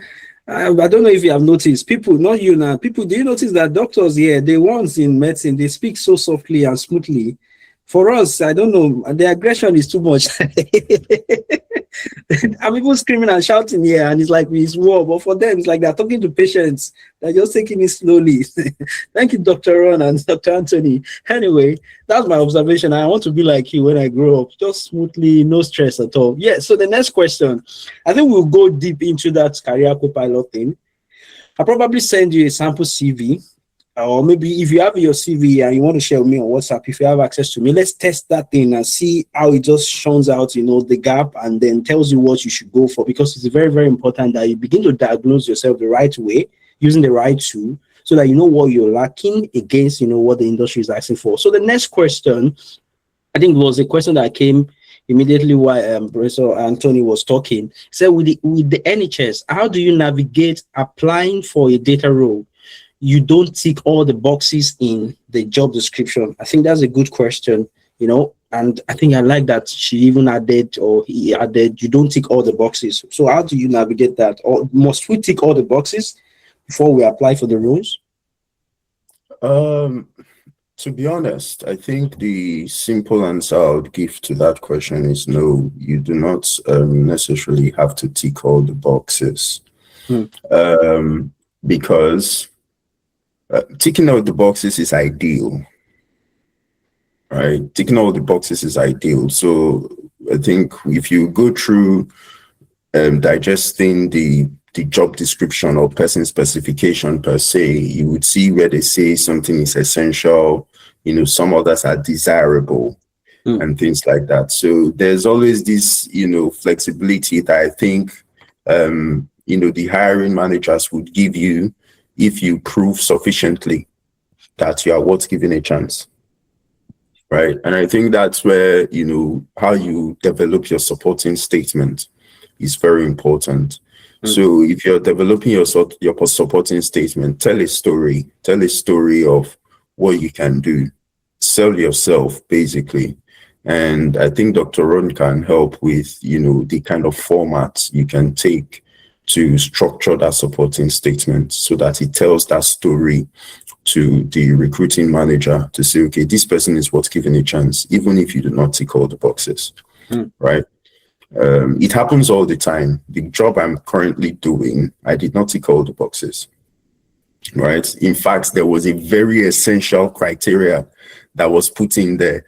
And pardon me, that, I found it backed up. In fact, it was such a criteria that if it was not there, then you can't apply. In fact, it was a rate limiting step, right? So what was the criteria? Pardon me to say this, I think it's on air, but I mean, my hiring managers already knew, and we talked about it, in fact, on the day of this. So I'll tell you the story. The current job I'm doing is lead analyst, right? On my LinkedIn profile, you see it is the lead analyst for medicines and pharmacy, right? So what that required was the person needed to be a registered pharmacist in the UK. I am a pharmacist in Nigeria, right?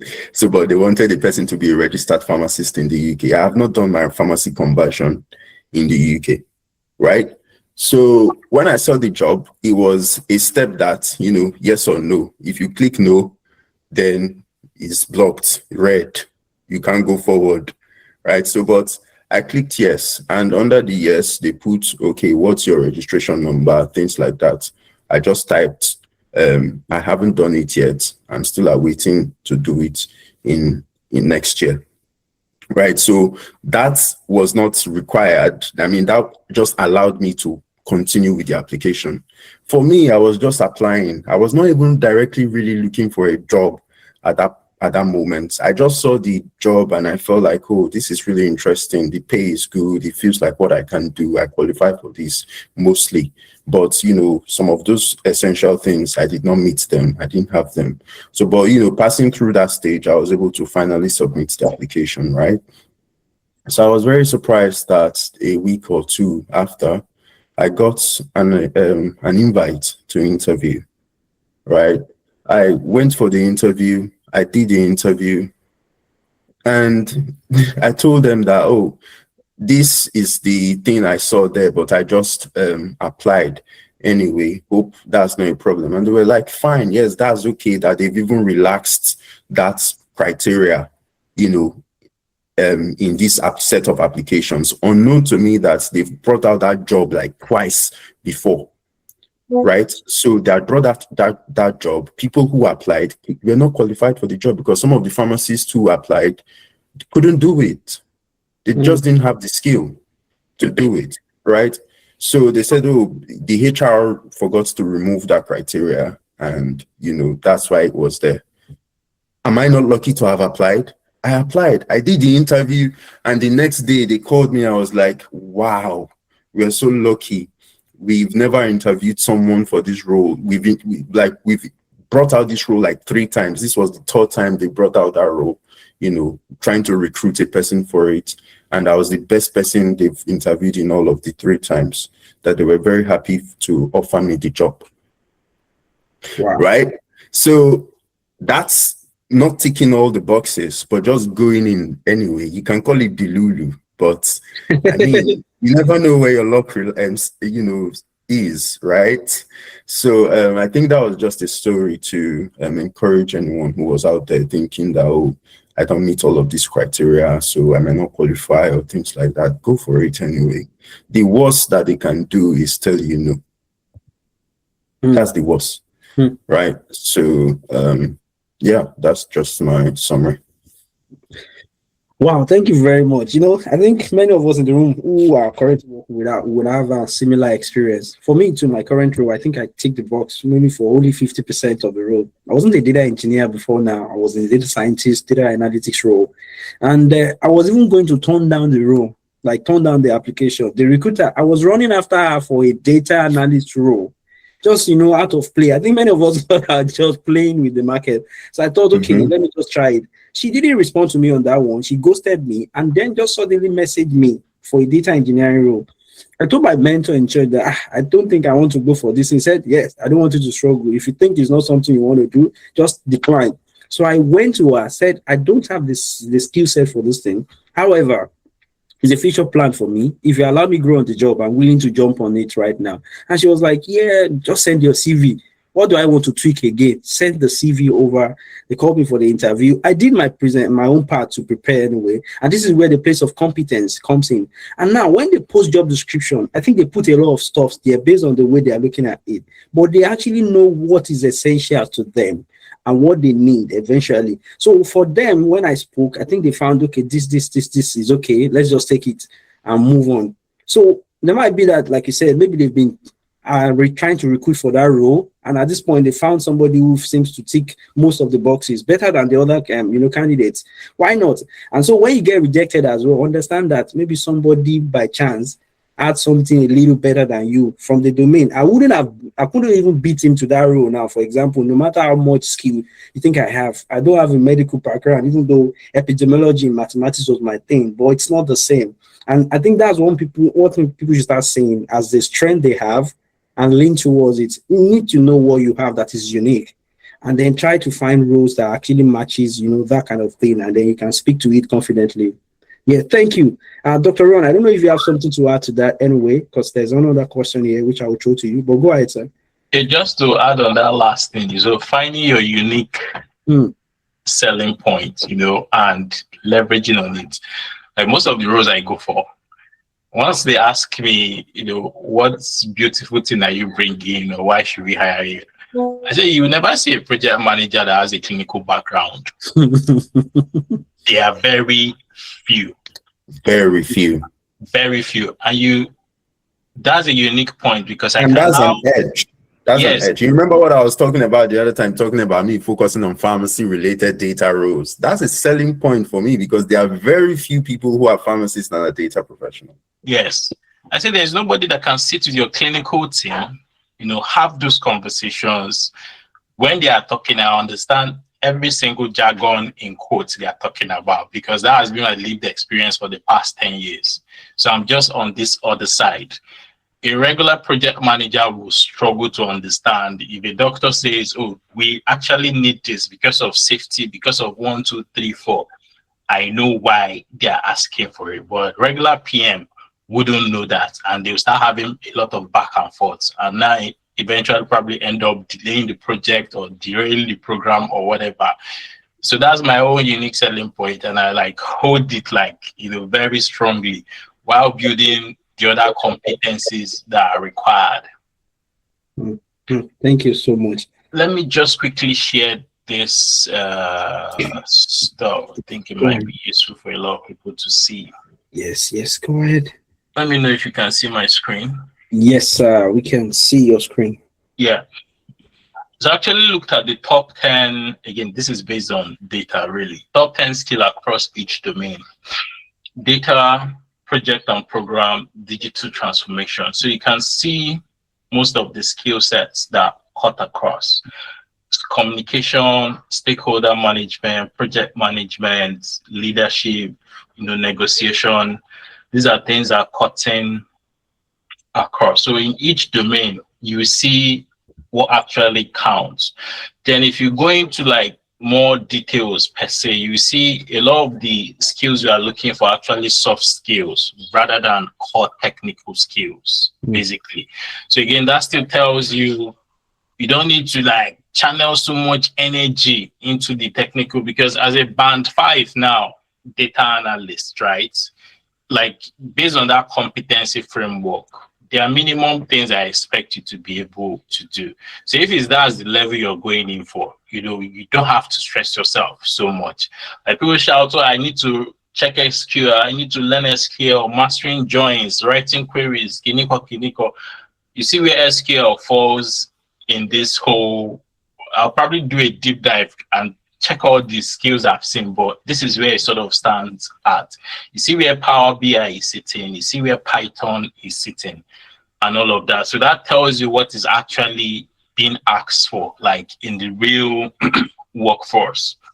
Then I think, Vic, you mentioned transferable skills. So when I look at across everything, so these are the skills that are consistent across those 3 domains. Not even just these 3 domains, the other remaining 22 domains, basically. You see communication, stakeholder management, project management, data analysis, problem solving, leadership, know how to use Office, change management, the whole end to end. So these are things that you should build first, because either way, they will get you into the door wherever you are going to.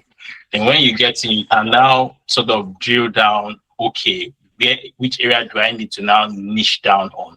So for me, I think this actually keep the doors open for any role you think you want to sort of get into, really. Then if you look at the certification stuff we're discussing earlier on, so you see in data, the headline here is certificates do not get any entry. So most of this stuff you see here, they're not actually essentials, but they actually appear there. So like I said before, data is like the easiest entry one for people to get into. If you look at these 3 domains, they now go to project and programs. This is where all of these are coming as essentials consistently. You see Prince 2 Foundation, you see Prince 2 Practitioner, some roles in projects. So for projects, you look at things around digital transformation, you're looking at capital and estates, you're looking at transformation, you're looking at research. Depending on which area of this you're going into, a lot of them are asking for a master's degree or even any form of degree as essential, because you're coming out maybe at the band 7 or 8A, because that's where most of the roles are clustered. And again, we're looking at things for like leadership skills and all of that. So a lot of these become very essential. Then when you're now looking at digital transformation, then these ones are very domain specific. Things like, have you gone to NHS Digital Academy or done the leadership course, or they're usually very specific. So these ones are very senior roles. So I don't even bother about those ones, because like 8B, 8C and the top. So that's what the data is showing. So project management is the only domain where certifications actually matter. So I tell people, either which way, just get your Prince 2 foundation. Anyway, just get the foundation and tick that box. Okay, yes, I have this. So you stand a better chance of actually being shortlisted because you've ticked the box. But again, in some cases, they might relax the rules because they're not getting enough people that have the certifications that are applying. But either which way, the knowledge you gain from that is not wasted in any way. So I just thought I should share that. Wow, thank you very much. If you can bring it back anyway, so that people can pay attention to it. Okay, yeah, that's fine. Yeah, share it. Thank you so much. And it's so good. It just balances what we've been discussing. There are roles where certificates seems to matter, but don't neglect the place of experience. And that's what we've been talking about, being able to tell stories about what you've done. And this makes sense because my wife, like I said, she was just trying to do the Prince 2 certification, the practitioner. She has not even done the exam yet. And then, you know, she got a role because she was able to say, I'm already on the, you know, on this journey. Exactly. And that's what, you know, Professor Anthony said too, that I wrote that I just registered for this thing. And so being able to tell a story and highlight what you have as a major point, so it makes it difficult. Like, we have this thing, we don't want to lose this thing. Are we going to lose this one over this other one just because it doesn't have a certification? However, what he has been able to show us based on his statements makes a lot of sense to me. I think we want to give this person a chance. So why not just forget about this thing, and he could get it when it comes in. It doesn't matter, you know, at the end of the day, if they have it or not, so far they can do the job. Yeah, thank you very much for that. And project managers or people trying to get into PM roles, you can see it. It does make sense that this also answers the question already. Somebody said, what about degrees? Some job description will say you must have a degree in statistics, computer science, etc. Now, here is saying data, any degree. It doesn't matter. It's about the story you tell. You can actually do economics and say, I did a lot of mathematics in economics. And so if you notice why, if you just know why they're asking the question rather than just trying to tick the box for that particular one, especially when they say in the job market, they'll be like any related field, STEM or any related.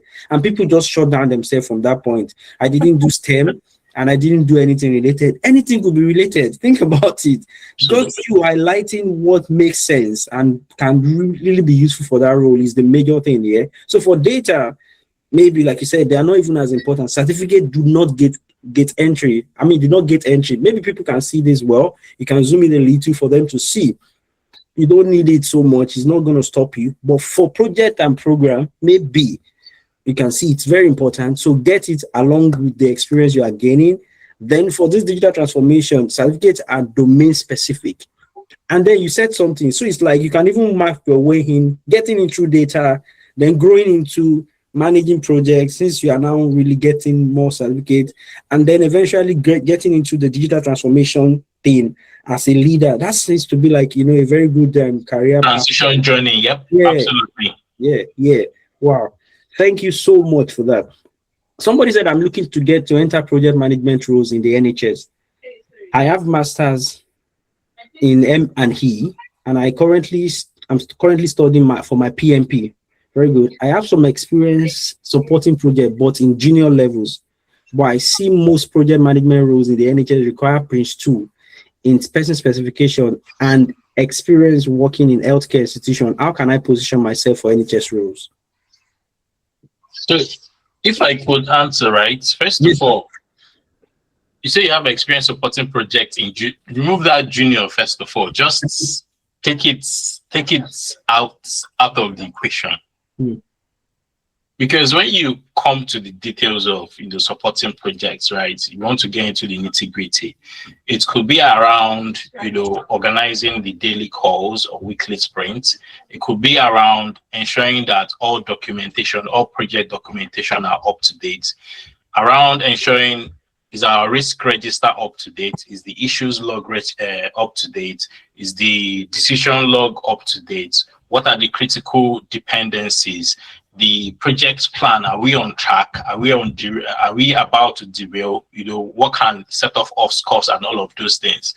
So because you're working closely with maybe the lead PM, and you're actually seeing what's happening day to day, you're attending the meetings, you're doing practically everything. And if you're honest, if they said, oh, project manager is not around or sick, for now, can you effectively hold the team together? Most times the answer is yes, because you've seen everything that is happening. You're doing all the documentation and everything. So what stops you from actually saying, okay, yes, I can comfortably, do this role? So that's number one. Don't assume probably junior is like the worst case of things. You have to own your experience, really. It's how you tell the story that actually matters, and you'll be able to defend it. That's number one. Now, if you're seeing Prince 2, you're seeing it everywhere consistently, then that tells you it's a signal. I need to go and get this thing. Because if you're stumbling across it every job pack you're opening, that tells you this is something I probably need to invest some money and get it on the paper to say, yes, I actually have this. So I think, again, the data is telling you Prince 2 is an essential. You two, you're saying you're seeing it across what you're checking. Then you should go and get those two. By the time you have your Prince 2, then it's about how do you tell your story, again. If you say, NHS related experience or healthcare related experience per se, again, other experience count. So all of us must not be in healthcare to be able to work in healthcare, let's say. One of the last programs I did, one of our program managers, I think he came from transportation industry. This was his first project in healthcare, and the guy delivered. So again, it's still back to those core soft skills, people management, stakeholder engagement, and all of those things. And you should be able to thrive in any, avenue or domain you find yourself. So basically, get your Prince 2. Then you now sit down to figure out, how do I now start applying for these roles? Because that might probably be a barrier to being shortlisted. Thank you very much. Somebody was saying that in the comment that this conversation is very timely. And I like that we are splitting it raw, not to cause confusion, and I think people are getting it here. Just to add to this, now, once you have gotten a signal that something is important, it is not for you to pause every other application and say, until I get this, because I think people do that a lot. Yeah, you stop applying. So in your mind, you think once you have the certification, the door will open. You might still go through the same thing, and it will look as though you don't even have this certification yet. But yeah, so the whole idea is you might even secure a role while you're on the journey, because it's not the day you get a certification that you actually begin to have the knowledge. Already, as you're going through first module, second module, it starts to make sense to you, such that you can start to speak the language already in your current role, and then you start to apply for jobs with it. Don't wait, because I think people do that a lot.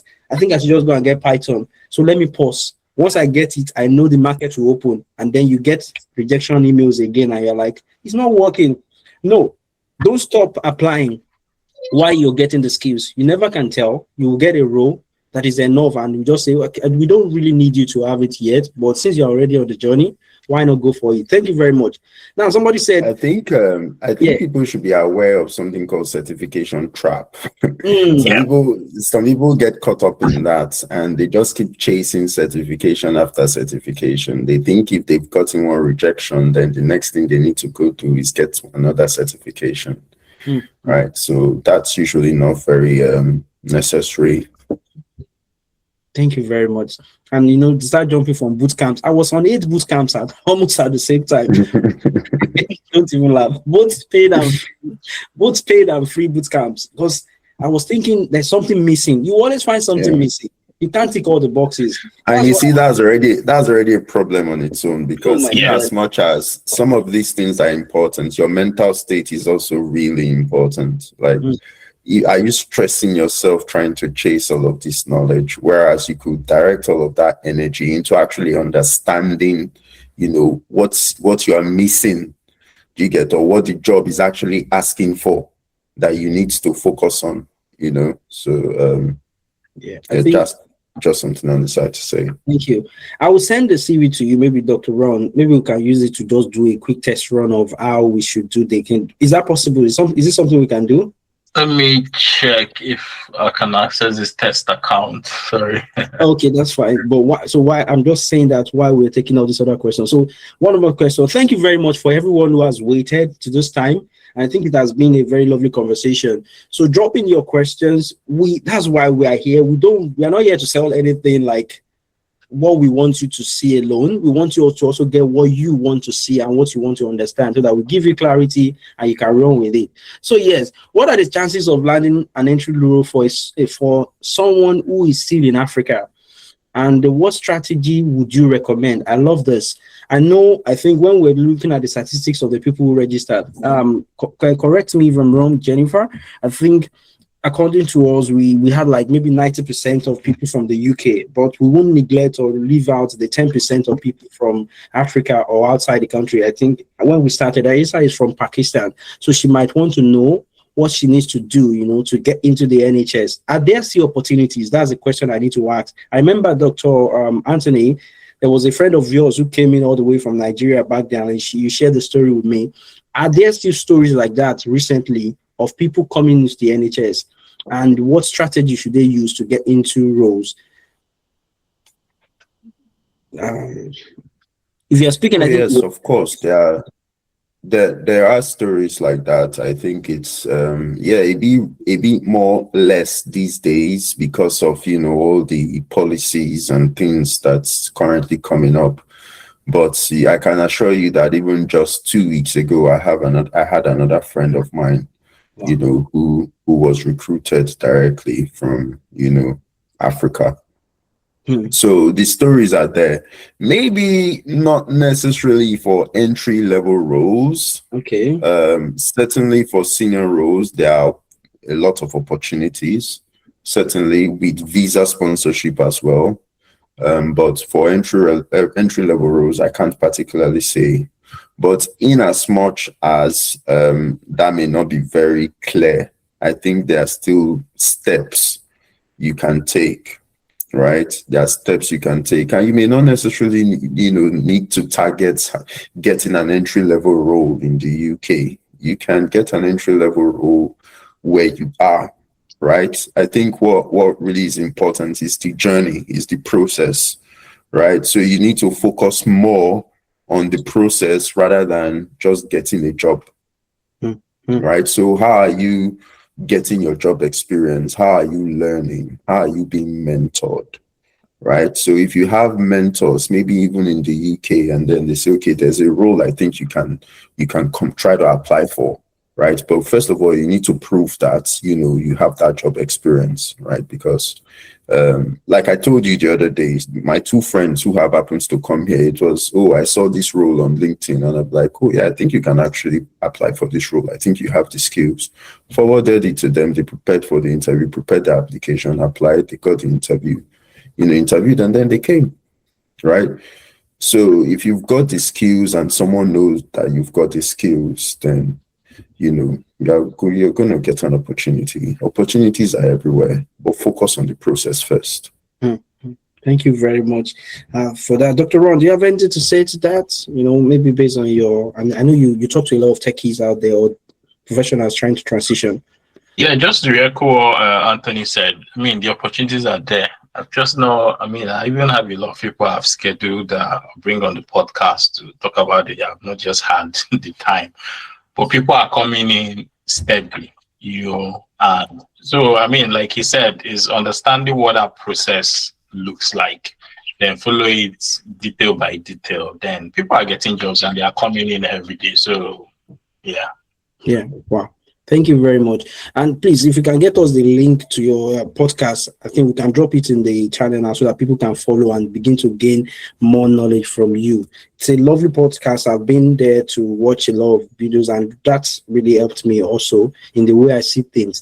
As a newbie, another question, while you're trying to get this thing, if it's possible, we can run it, and if it's not possible, that's fine. As a newbie in the data professional, what are the best advice you have to give to the person to do, particularly what type of analysis, health data, customer retail data that it should go for that could help land a job? Again, you have to decide your domain. Now for health, we'll just put this question back to Dr. Anthony.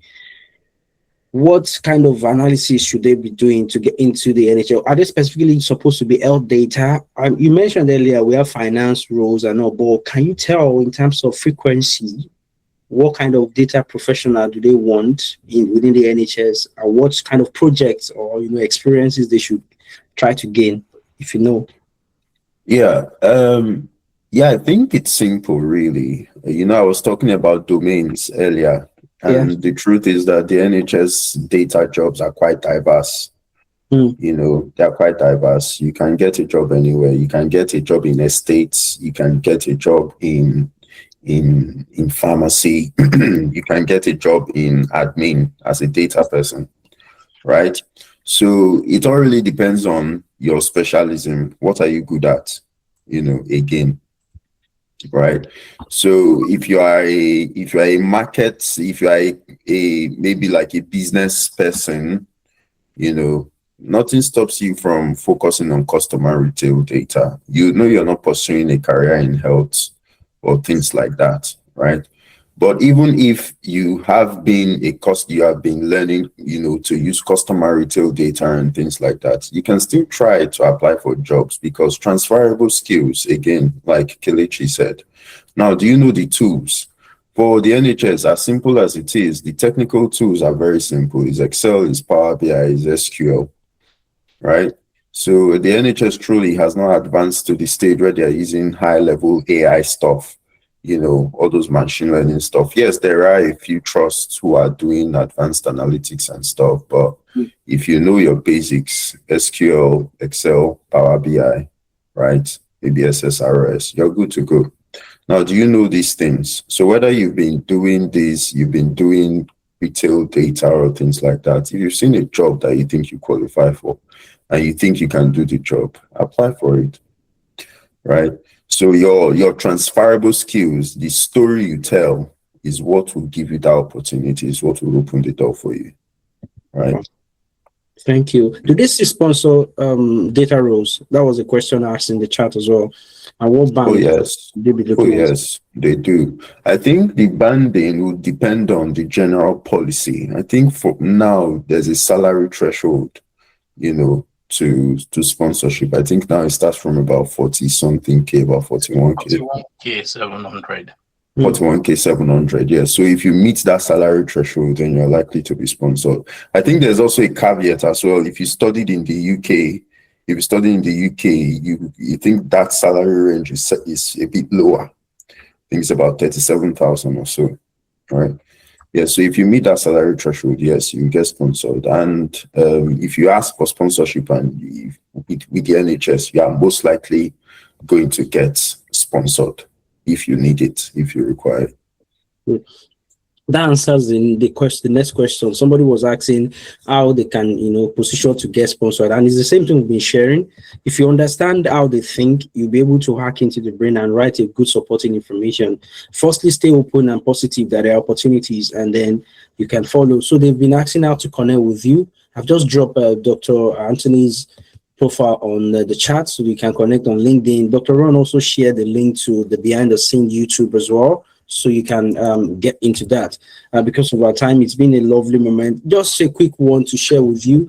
For anyone who has been asking, then we've been talking about the skills. I don't have any skill yet, or I'm trying to upskill and learn more, which is why I've been talking about the career co-pilot. If it's something you can use to diagnose. And if after your diagnosis, you want to go into data role, LCF is for you. Two things we do majorly. We give you an opportunity to gain real experience. And if you don't have any skill at all, you're just starting maybe as a novice and entry level, you have an opportunity to learn all the major skills that are important, the tools, Power BI, SQL, Python, Excel and all, in real context, not just learning in isolation. You are learning with the whole idea. And thank you very much for the knowledge that you have shared this evening. I've been, to be honest, for me, I've been limited in a way in terms of how I think about training people. I really don't train a lot of health people before because I usually think, okay, because I'm not in the domain. Meanwhile, my background, like I said, is purely epidemiology. So I've been analyzing spread of diseases for quite a lot of years and having publications in it. So recently we got into analyzing health data. And so we have an opportunity for people that want to get into NHS. But Dr. Anthony just told us right now that it's quite diverse. So that you're getting into NHS does not necessarily mean you're going to be analyzing health data per se. So if you have been waiting and thinking about that, don't limit yourself. If you're from finance, you can actually get into NHS to analyze finance data or something related. You can do your business analysis kind of thing there. You can do customer lifetime value and all those lovely things within the NHS that wouldn't limit you to health data. Yeah, just to wrap it up because I know of our time. Dr. Ron, is it still possible to run that check? Yeah, you can send me the CV now. Okay, good. So you can share your screen. I want people to take this home and then go and use it. And I think that's the room for the partnership that we have here, that Dr. Ron has a tool already that you can use to check where you are. Once you analyze your skill gap, then the next thing is to go to where you're going to upskill. Now, so if you're looking at data, there's an opportunity for you within the NHS, like I said. firstly to gain experience. The other thing, if you don't know the skill at all, when I mean experience, the experience that will take you to top level roles, because the kind of things we do within the NHS, I don't want to use crazy, they are tough stuffs. But once you're able to, understand them and break into them, because you have full support. Yes, I don't want to go too much into that. And I see people are already scheduling calls with LCF already. I think, thank you, Jennifer, for sharing the link. And how do they get into that? So I've just sent you the CV so that you can, share your screen, sir. If they're Just looking for support and how to, upskill the right way for the project management role, do you have an avenue for that as well already? Yes. So again, it still boils down to that diagnosis or examining where the gaps are. Then you now figure out what are your next steps. Good. So do you have partners already on the project management side of things? Not yet. We're working on that. Yeah, I know you're quite busy. I don't know if you, because I know a lot of people are on your neck for mentorship and training. However, let's use the career co-pilot. This is the best way to even get close to Dr. Ron, because he sends this report to me and even to my email every now and then, because I've also registered on the career co-pilot, so that I can use this to, I think it's a massive tool, and I've not seen anything like that currently in the industry that is focused on NHS and real core NHS data. Okay. And we being a partner on this when it comes to LCFA, trying to handle the data side of it is something massive for me. And so good. This is how it works, right? So I've uploaded the CV. So you could either put your CV or you just pull your LinkedIn profile. Wow. As a PDF. You can actually extract your whole profile as a PDF from LinkedIn. Whatever you have, you upload it and you just click find my best pathway. So it takes a while. So this maps across, the 25 domains, the skills, the certifications, everything we've seen from the data we consistently look at. It takes about 30 to 45 seconds. Good. So for the background, people might not know, the link has been shared already. It's a tool that you can use to diagnose. So somebody said, I've got a skill in Power BI, Advanced Excel, SQL. I've done some personal projects, GitHub, and I have made a lot of applications. Unfortunately, I'm unable to get an interview. This might be it for you. Go and diagnose yourself, see what you're missing out. And then that will guide you to what you should be upskilling on and how you should write your supporting information. I think there's a lot of guides here already that even tells you how they are seeing it. Go ahead, sir. Thank you. So you can see my screen now. Yes, sir.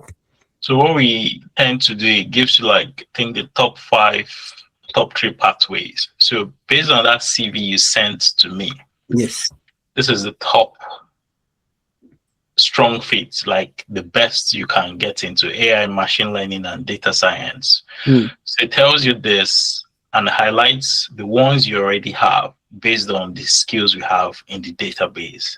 And now highlights where the gaps. You see these ones in red. So this tells you, okay, these are the things that you might need to build on if you actually want to, land interviews or be able to demonstrate your competencies in all of that. So I think sometimes a lot of people, their CVs are not like their most up-to-date CV. So it's good to put your most up-to-date CV before you sort of run this analysis. Then it gives you the second best fits. So you have business analysis here, tells you what we've seen and tells you what the gaps are. Third is health informatics, tells you what you have, what you still need to build on. Fourth is digital transformation. You see what you have, you see what is remaining. Then performance analytics, what you have and what is still remaining. So it highlights the top 3 here and the strongest fit. So this way you can now see clearly what you need to sort of work on in real time. And this keeps updating as we analyze more job packs, the skills keep increasing, the certifications keep increasing. So it tells you in real time what the market is actually looking for. Then by the side here, you can see this AI chatbot here. You could ask it anything relating on the analysis, because this is also updated in real time on what's happening in the industry. So that way you sort of get a real-time trend analysis of actually what's going on, where do I need to focus on in terms of my journey, and career development. So I can see a question there. Can these two help in writing NHS supporting statements?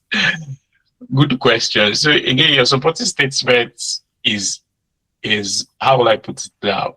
You need to evidence your own history. So because if you put a job pack into, let's say, GPT or Claude or whatever, now say write me a supporting statement, it's just going to generate stuff that doesn't exist, that you can't even defend, that doesn't looks like it has outcomes and all of that. So you need to, Vic, I think probably we need to have another session around supporting statements so that we could just spend time and talk about that in real detail, because I'm not sure we'll have enough time to. Yeah, Exactly. Then somebody's asking, is this for NHS or any field really? Because most of the skills you have here, you can easily use them across any industry or outside the NHS. So it works for basically everybody, really. So, yeah. Thank you very much. Just to add to this, maybe people don't know, Dr. Ron built this thing by himself, single-handedly. And so when we are speaking, we are not just talking because we want to talk. There's actually competence in place as well. So being a doctor, building a full tool like this, you understand, by himself, okay, in his extra space. So, and if you look at Dr. Anthony to what he's building on the side and trying to develop, there was a time we're talking about even rolling out Power BI courses then. Dr. Anthony, I know that we discussed that recently. I think that's still going on the side. But is there any project that is very interesting right now that you are working on? Again, why I say that is because I want to really tell you about the competence of these professionals in the room. So we are not just talking or trying to preach what we call mediocre stuff to you, okay? There is work going on in the background as well to why they are where they are right now. So we encourage you as well to upskill in the right sense, and which is why I keep talking about, using this tool to know, I think is the most important thing in my career, diagnosing yourself through the right, channels, the right tools, the right skills, knowing the right thing to go for matters. Otherwise, you keep on trying. You keep on knocking the wrong door, trying to use the wrong keys, and it won't open. Everyone can use the tool, as Dr. Ron just said right now.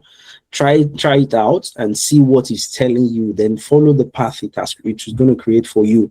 About supporting information and how to write a proper one, there's something I talk about every time. I think it's not common out there, but maybe people have now picked it up, which is the elaborate version of my CV.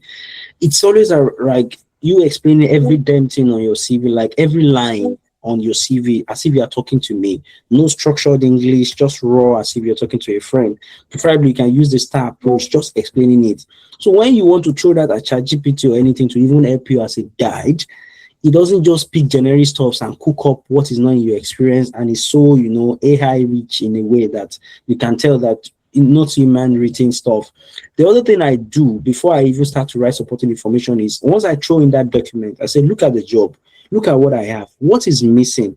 What do I have already? What is partially appearing in my CV that you think I have, but I didn't word properly?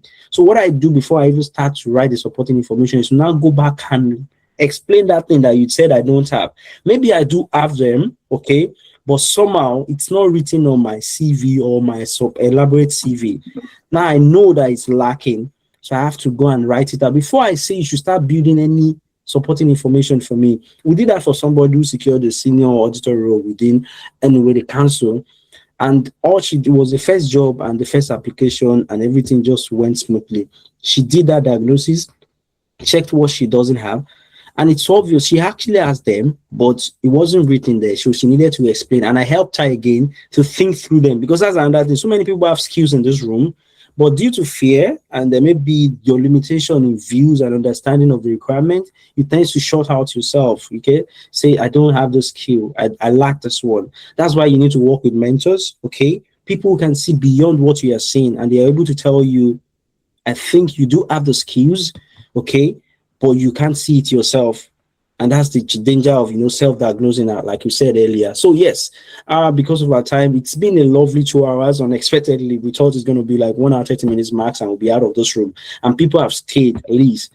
I would say that we still have more than for us, we max around 80 something, and here we are, still have almost 70 people in the room.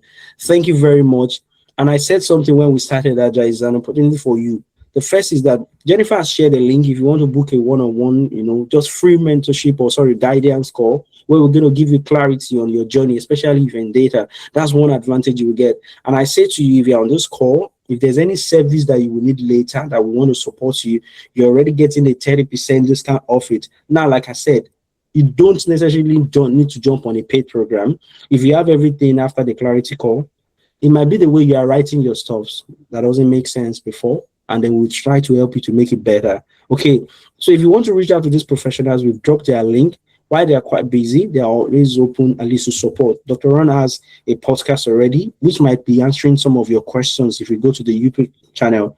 And Dr. Anthony is there. He makes some posts sometimes, and you can drop him a message on LinkedIn if you need any guide or you're struggling with something personally, maybe your transitioning journey.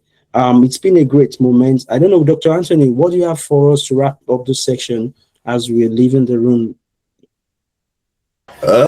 I think I'd say it's really been awesome, being here, sharing knowledge and discussing issues with everyone.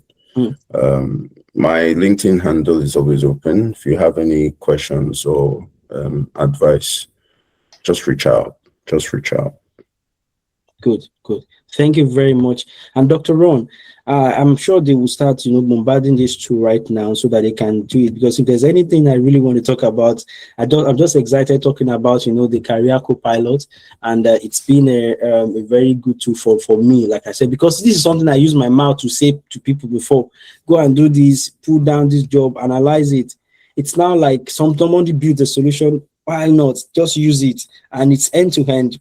Honestly, that you can even interrogate, like chat, interact with it, makes a lot of sense. And so in case you don't even know where to start from, ask questions. Now, if you can see on my screen, this is LCFA and people that we have helped, a lot of testimonies coming from them. And like I mentioned to you earlier, this gives you an opportunity to actually to get a better job or even get into the tech industry. We are focused on data and anything that has to do with AI for now.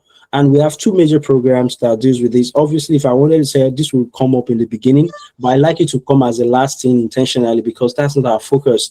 But again, if you have been searching for help, now there's something I would just say to you.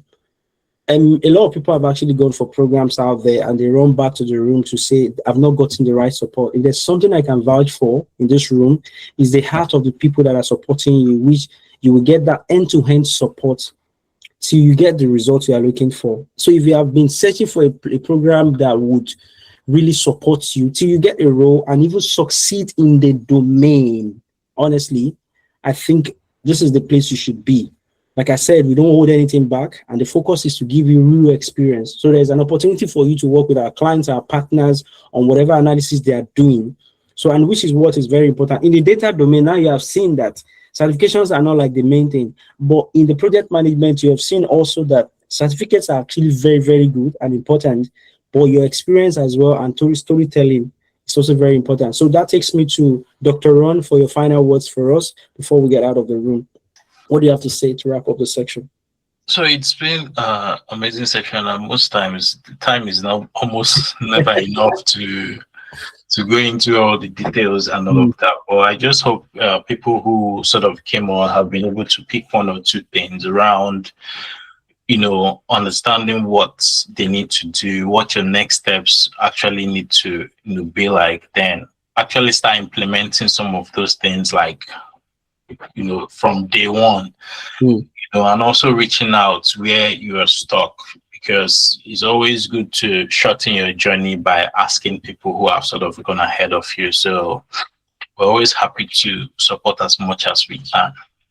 Yeah, thank you very much, sir. And I must say, for anyone in the chat, you can just start typing whatever it is that stood out for you. And I know a lot might need to go to work or go to bed because tomorrow is Monday. We're starting all over again. Take anything you have gotten from this room. Don't waste it. I want to say to you, start implementing them. Use the tools we have suggested, the whole ideas. Don't go with that limitation in your mind that there are no opportunities. I think there are even more jobs right now, even though there has been a lot of policy changes, making it look like it's not working. But trust me, if you position rightly with the information you have right now, I think I will say to you that you will be able to secure a role as soon as possible. This is the career co-pilot for anybody who wants to see. So if you get in here, it's just pretty straightforward. The link is in chat box. Go into there. Can you book a call if you're in Nigeria? Obviously, yes, you can book a call if you're in Nigeria. So yeah, upload your CV and find a fit for yourself. So you know where you are, where you should be, what skill will get you there. And then you're able to get the right support from that room. And if it's, directly, you are sure it is data for you, the link is also in the chat box for you to book a call with us, get the clarity that you need. And thank you very much, people. And I think this is where we wrap it up. Dr. Brown already said we might want to have another section to go into what we call the supporting information, writing it. I think it's one thing that if once you will be to act that particular thing, the whole journey will just change for you. It takes a lot of senses and calculative writing for you to be able to add that thing. And I appreciate that I even mentioned it. To grab this man, I know. Yeah, because they are in a very busy space. The NHS is really understaffed, as I know of now, understaffed, right?